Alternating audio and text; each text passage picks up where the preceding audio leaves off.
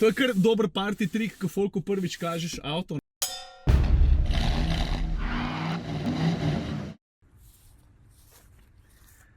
Ej, model, a ti veš, kaj se je zgodilo z Opel Zafira? Kaj, a se je kaj zgodilo? Hvala, da se je. A nisi videl? Ne razumem, kaj če sem videl? Ja, dej, pogledajo, ne?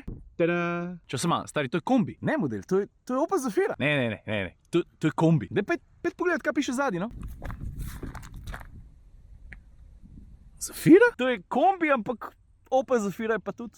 A veš, da nisem vedel? No, folk, tako približno je zgledal odziv vsaj 50 od vas, ko sem na Instagramu prvič pokazal kombi za mano. Zato, ker se vsi vemo, vse tisti, ki se mečkam za avto, zanimamo, da Opel Zafira je včasih, takrat je bila enoprostorc. Zdaj pa veliko večja, pa ni več enoprostorc, ampak je kombi. Huda sprememba za avtomobilski model, ki je bil tako zelo tesno, dolg časa povezan tudi s slovenskimi kupci, ne? Pa se pa pritožujete, koliko zelo se je Golf spremenil iz ene v drugo generacijo. Tako da, veš, kaj to pomeni? Res velika sprememba. Vse je zelo simpel. Odkar je Opel postal last koncerna PSA, od takrat naprej so se stvari zelo hitro začele spreminjati. pa se s tem niti ne mislim na slabše. Dobro, ampak kaj pa zdaj to pomeni? Za začetek to, da je kar naenkrat veliko večja, kot je bila. Pa ajde, če jo že gledaš, predvidevam, da ti je oblika znana. Ne sam zadaj, tudi z boka. Jaz s prednjega konca pa itak. Menda veš, v čem je fora, ne? Je le stari, praktično enak avtomobil z drugačnimi značkami, pa dober. Drugačno masko boš najdel še pri Citroenu,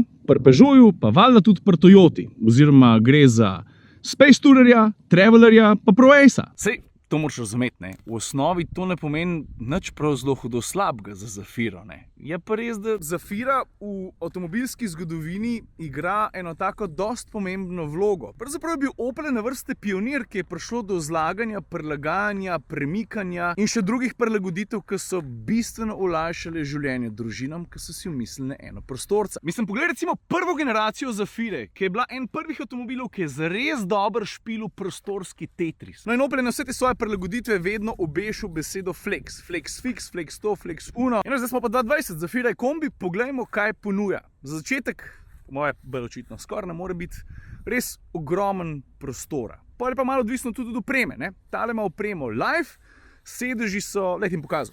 Poglej, električno pomična vrata, odpre se ti pa en... Aha, super, tam malo je copatki, dobro, pa ne bojo. Poglej, celotna kabina ponuja 8 zicov in sedeži v drugi, pa v tretji vrsti, so vsi enako veliki. To je ena tako zelo velika prednost, ne? Ker ti ne znam povedati, koliko vprašanj sem dobil Ciril.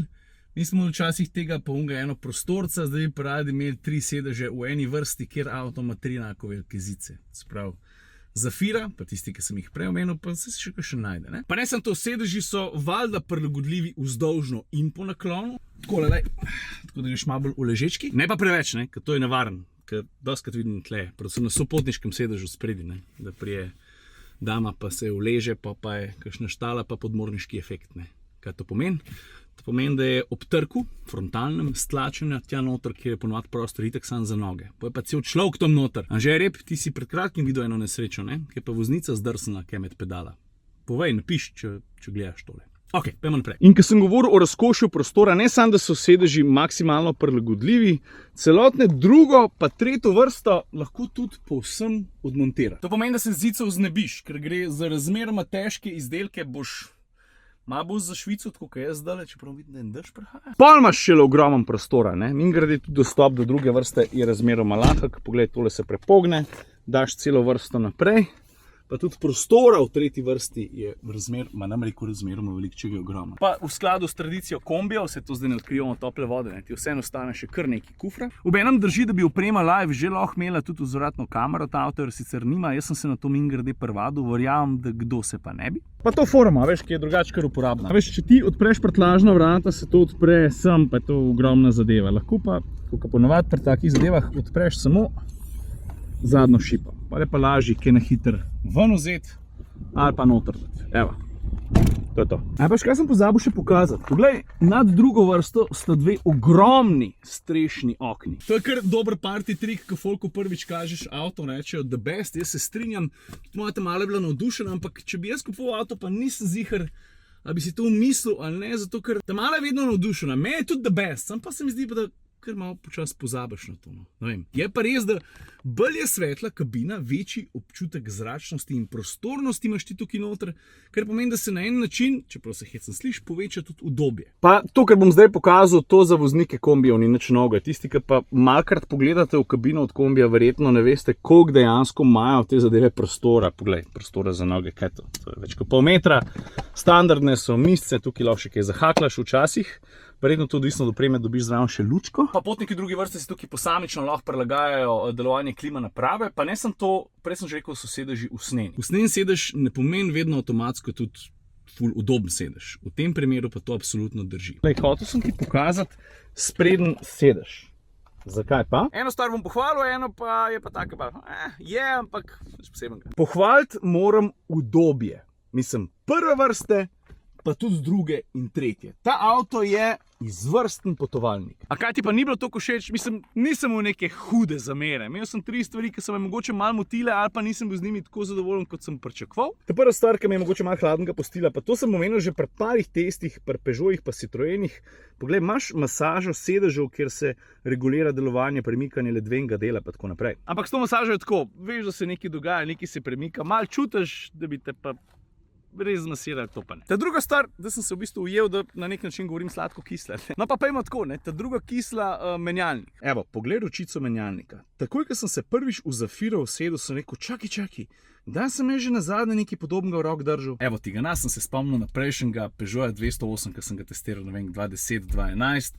Super majhen hot hatch, zelo zmogljiv motor, še kar dobra vozna dinamika, pa super menjalnik. Ta model pa dobro zgleda, hodi so celo kratki, ampak moram reči, da je pa vsem malo nenatančen.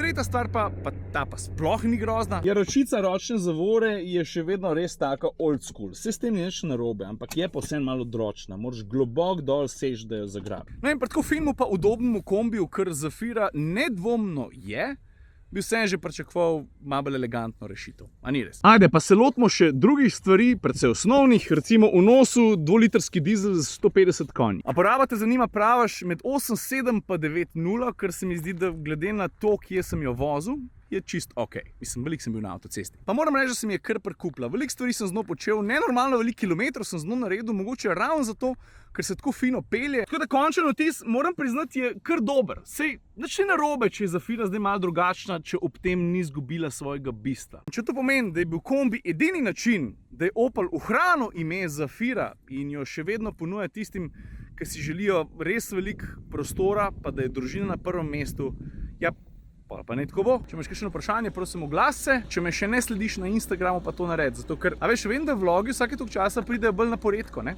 Na Instagramu je pa vsebina skoraj kar skozi. Za kulisje pa take stvari. Ok, ajde.